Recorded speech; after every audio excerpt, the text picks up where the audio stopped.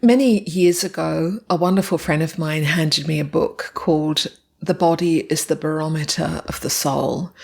And it's a magical book that explores the ways in which the somatic intelligence of the body is able to provide feedback around what's really moving through, what's presenting as a teaching, what needs some space to be looked at and explored, and what's really awaiting to move through a deeper understanding. And I have seen this over the years where a student might have an injury or might be forced to stop in some way for a short period or a longer period, or something happens within the body.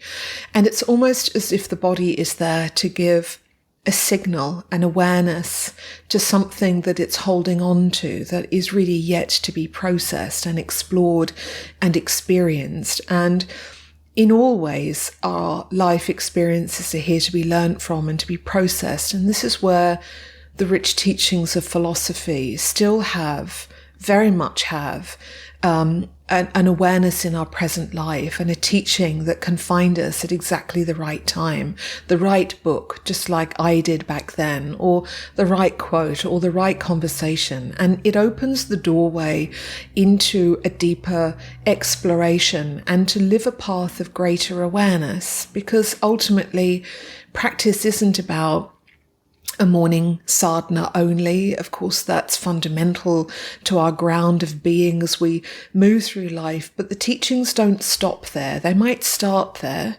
each day, dropping in, but they really come to life when we leave that space.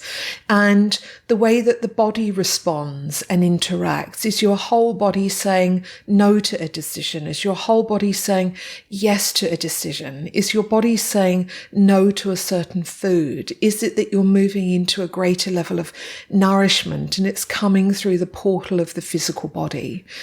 And so when we sit in practices like asana, meditation, pranayama, the landscape for that view becomes much wider, and it's teachings that we can't find by constantly being busy and busying ourselves and losing ourselves. It's really about providing that space for the stillness and the silence, so that the body does have that invitation to be able to articulate through vision or words or insights or a memory of an experience, so that you have that capacity to see it for what it is.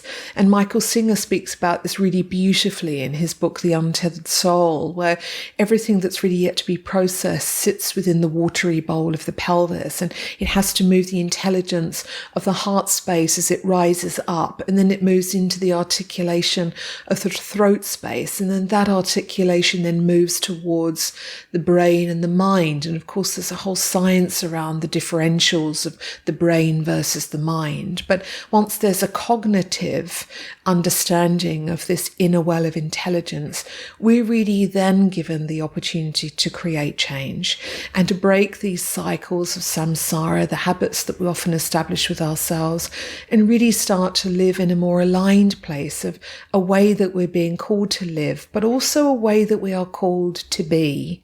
And so often in asana, when we feel we're in a posture that can be frustrating or irritating, it's not the posture that's creating that irritation. It's simply revealing that that irritation is there. And when we move with breath, we're allowing the vayu to bring those insights forward so that we then are able to create change. And so I invite you to really explore the ways in which right now your body is trying to communicate with you. What's it trying to say? What cycles are you continually moving through? What feels repetitious for you? What feels really challenging to move away? And instead create some union with that experience. Often when the physical body is shifting and changing, we abandon ourselves rather than sit with ourselves. And so this is really where the practices that become opportunities for stillness and quietness come in. So allow the practices and the teachings and the philosophies of yoga to come to life in every moment, with every breath, every time you move through, have a conversation, an interaction, see a poster or a sign. What's that really about for you?